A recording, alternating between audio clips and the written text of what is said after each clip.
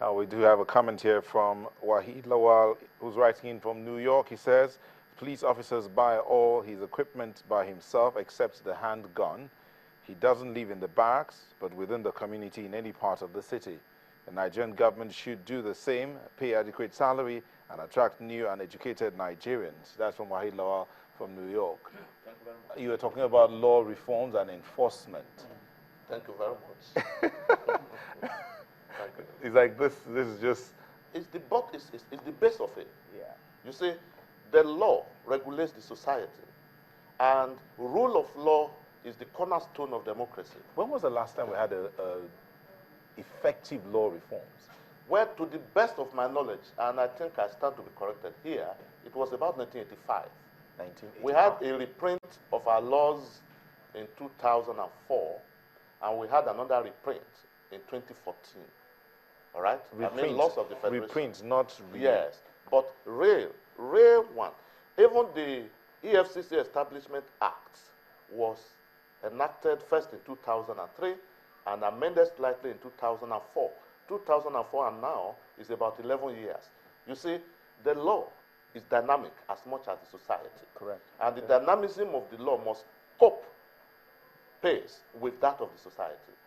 Which is the reason why it seems as if some of the punishments that are being meted out for the crimes are not even in conformity with what is expected from the judiciary as well. That's right. Well, let's move away from the judiciary a little bit and let's talk about the economy, because that's what's in everybody's face right now. We have reserves dropping at an astronomical low, oil prices falling, and so we're having a severe pressure. And the president says the economy is in big trouble. Now, Tunji, let me come to you on this one. He's talking about building the economy. He's talking about focusing on encouraging MSMEs, who we know are the drivers of the economy. But he's coming in with a cash deficit. How is he going to encourage investment and funding for this very critical sector of the economy? To be honest with you, your guess is as good as mine, because those were part of the things I wanted to hear. Where we, over the last 5 years, we've not met our revenue expectations anytime. The list deficit we've had is about 11%. We've year on year kept falling short in our revenue expectations. And if you even want to look at the entire revenue that we make, the largest has been still under $30 million. That is about Apple's single quarter revenue. And that is the entire Nigeria as a whole. And from that, you're going to pay salaries. From that, you're going to create infrastructure. From that, you're going to take care of health. I mean, what we need to do is aggressively expand our revenue base. If there's any challenge it's going to have, it is that as a beginning. Now, the question is it going to go out and borrow, which is the lowest hanging fruit? Is it going to aggressively expand the borrowing base and make sure that we were able to fund some critical things? Because the economy as it is, tax to GDP is about 7%, which means, and most of, give or take, about 50-something% of that comes from the oil sector. The other part comes from the non-oil sector. And to show you the amazing fact of it is that crude oil, the oil sector as a whole, is just 14% of GDP. That kind of tells you that we are we're not maximizing the non-oil sector. So, I mean, it will be interesting to see how they want to go about revenue generation. But from what I've heard, the feelers I've heard is that, you know, you can't tax people that don't have jobs. So if we're going to aggressively expand our tax base, we're going to create jobs, and from those jobs we can begin to tax people. So if we can create jobs at the rural areas, we can start to tax a minimum stipend from people, and that in itself will trickle down. But you see, those are still medium-term objectives. Short-term, the easiest thing and the only thing he can do is borrow.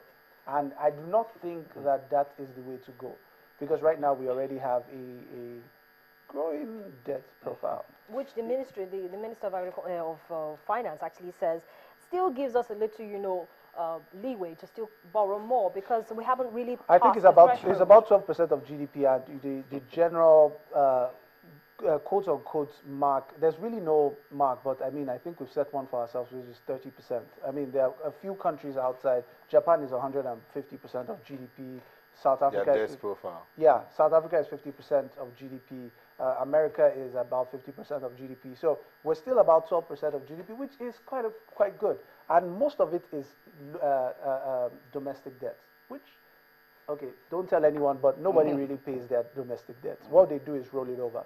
So I'm owing you money, and by the time I'm paying you back, I've already released a new set of bonds. So I take money from those places, and that's real. I mean, some people want to kill me for saying that, but that's the real reason. That's the real way it works.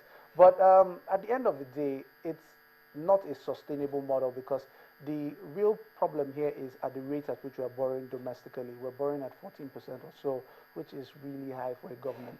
And it's escalating year on year. And it's not something you can ask for debt forgiveness like we did with Obasanjo and the Paris Club. You can't. The domestic debt is owned by Nigerians like you and I. So will we come to Nigerians and say, "Can you forgive the debt?" Would you? Nobody will. So I think that's the lowest hanging fruit, to go and borrow. But on the medium term, we have to start looking at the tax base and seeing how we can expand it.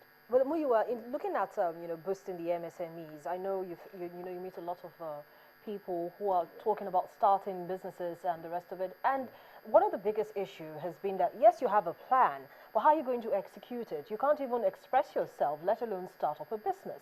And so you're thinking to yourself that which bank is actually going to provide fund for this company? Now, my question is going to be, do you think that more focus should be on encouraging technical schools again to come back on stream, because that's another aspect of the, that's another sector that the president says is going to get a lot of attention? Yes, correct. Looking at our economy and the situation we found ourselves today, and trying to pick one or two things that the president said during his inaugural speech, he made some remarks about the fact that we have leakages in our funds. He talked about corruption. He talked about serious financial crimes. And the question I keep asking myself when we begin to talk about economy and the numbers is, are these numbers trustworthy? Are these numbers reliable? When we get these numbers, is it a true reflection of what we have? Which numbers are we talking about? We're talking about all the economic statistics about, okay, this is how much we owe, this is how much we actually earn, this is how much we actually spent, and all that. We begin to question. But I think with the decision to tackle corruption, there will be attention paid to leakages. And I think that, I don't know how far that will go, but it's a place to start. Now, coming back to the SMEs and entrepreneurship and all that stuff, not just in Nigeria, all over the world, in this season, being skilled is no longer sufficient when it comes to building a business that will grow and be strong and would expand. Idea creation, idea generation is the in thing today. And that's why beyond, okay, I'm an entrepreneur, this is what I want to do, this is what I want to begin to bring to people, solving the problems in terms of the goods and services that they need. Are you competitive? It's a challenge we've faced in this country for a long time. A lot of people come to me when I do my brand consulting and they say, okay, I want to start this business, and you're bringing a product to the market that can't even compete with the worst category, and you expect to survive. So it's not just about saying, okay, the government needs to support the people. There's a need also, maybe I'm going back to this, for us to wake up as a people and see that this growth and change we need has to do with us as well. So for me, it's about, yes, we, at this point in time, I think we can trust this new regime to support us. But for me to be able to draw the support of the government and funding and all that, I must be able to present a strategy, a business idea that will work. Not just, I have an idea, I want to be a businessman, the one that will work. And the truth is, when it comes to business, when it comes to entrepreneurship, it's interesting. It's not about the number of players that we have, it's not about the number of quality players that we have. So going forward, the challenge to entrepreneurs and people that want to start business is, don't just say, I want to start a business. Do you understand it? Do you know the marketing? Do you know the positioning? Do you know the branding? Do you know the differentiation? Do you know your route to market? Do you know how you want to set in place a culture for your business? What's the vision? How do you want to institutionalize your business? So we need knowledge in that area. So going back to the need for technical schools, yes, we need it.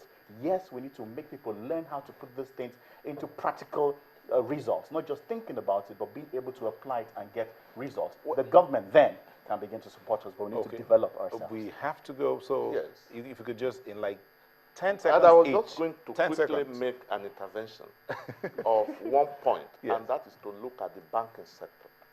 He has said that the technical schools and other things must be, we have to bring them back. That's the place where middle-level manpower is produced. It is only now that everybody wants to go to the university. Then the banking sector, the government must have to look at how to make the banking sector to perform banking functions. Correct. In Nigeria, the interest rates ranges between 16 to 20% per annum. And it is private sector, as you have said earlier, that drives an economy. Where do they get their money from? It is not from their savings. It's usually from the bank. Right. There is no businessman that will work with a loan of 20% per annum that can make a success out of it. Thank you very much, Mr. Dele Adesina, Senior Advocate of Nigeria. Thank you for coming on the show. Thank you. Mr. Muyiwa Afolabi, career coach and social reformer. Thank you for coming. Thank you so much. Tunji Andrews is an economist.